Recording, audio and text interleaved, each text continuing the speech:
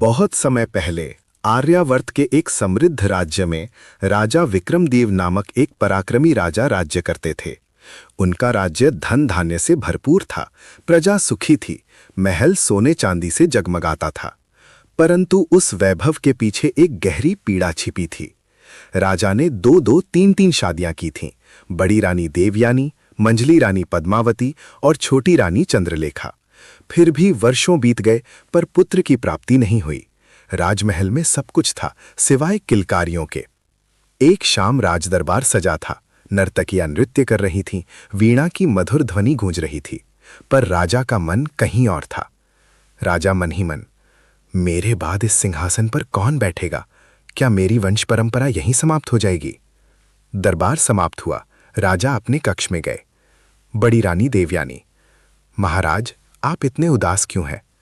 राजा, रानी 3 विवाह हो चुके, पर ईश्वर ने अब तक पुत्र नहीं दिया, मैं असफल राजा हूं। मंझली रानी पद्मावती, आंखों में आंसू, स्वामी दोष हमारा है, शायद हम ही अयोग्य हैं। राजा ने उन्हें सांत्वना दी, पर भीतर से टूट चुके थे। एक दिन प्रातःकाल राजा अकेले ही घोड़े पर सवार होकर जंगल की ओर निकल पड़े। घना वन, चारों ओर सन्नाटा। राजा थककर एक पीपल के वृक्ष के नीचे बैठ गए।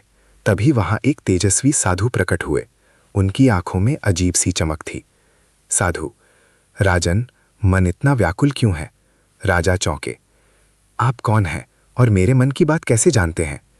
साधु मुस्कुराकर, मैं केवल एक तपस्वी हूं, तुम्हारा दुख तुम्हारे मुख पर लिखा है। राजा ने हाथ जोड़ दिए, मुझे पुत्र चाहिए, बस यही अभिलाषा है। साधु ने अपनी कमंडल से एक दिव्य फल निकाला। फल से अद्भुत सुगंध आ रही थी। साधु, राजन ये फल अपनी सबसे योग्य रानी को खिलाओ, पर ध्यान रहे 1 वर्ष तक तुम अपना राजपाट त्याग कर सामान्य मनुष्य की तरह जीवन जियोगे।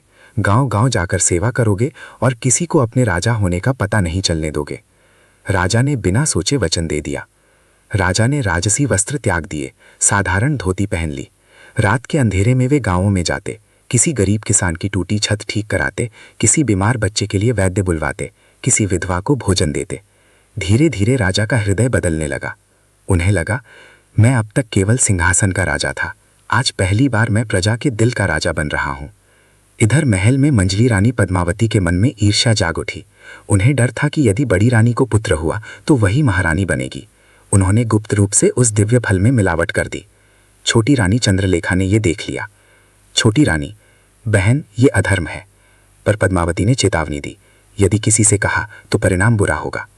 छोटी रानी असमंजस में थी। 1 वर्ष पूर्ण हुआ। राजा ने फल बड़ी रानी को दिया, पर छोटी रानी ने साहस करके सारा सत्य बता दिया। राजा स्तब्ध रह गए। उन्होंने तुरंत वैद्य को बुलाया। फल शुद्ध कराया गया। पद्मावती को अपने अपराध का पछतावा हुआ। पद्मावती रोते हुए, महाराज मुझे क्षमा करें, ईर्ष्या ने मुझे अंधा कर दिया। राजा ने कहा, क्षमा तभी मिलेगी जब तुम सच्चे मन से प्रायश्चित करोगी। कुछ महीनों बाद शुभ समाचार आया। बड़ी रानी गर्भवती थी। पूरा राज्य दीपों से जगमगा उठा। 9 महीने बाद एक तेजस्वी पुत्र का जन्म हुआ। उसी क्षण वही साधु फिर प्रकट हुए। साधु, राजन ये पुत्र केवल तुम्हारे वंश का नहीं, तुम्हारे त्याग और सेवा का फल है। राजा ने चरणों में गिरकर धन्यवाद किया। राजकुमार बड़ा हुआ। राजा ने उसे सिखाया, राजा बेटा याद रखना, राजा वही महान है जो पहले प्रजा का सेवक बने। राज्य में सुख शांति बनी रही। राजा ने समझ लिया कि संतान का सुख केवल भाग्य से नहीं, बल्कि कर्म, त्याग और सच्चे मन की तपस्या से मिलता है। और इस प्रकार राजा विक्रमदेव की अधूरी वंश परंपरा पूर्ण हुई और उनका नाम सदियों तक सम्मान से लिया जाने लगा।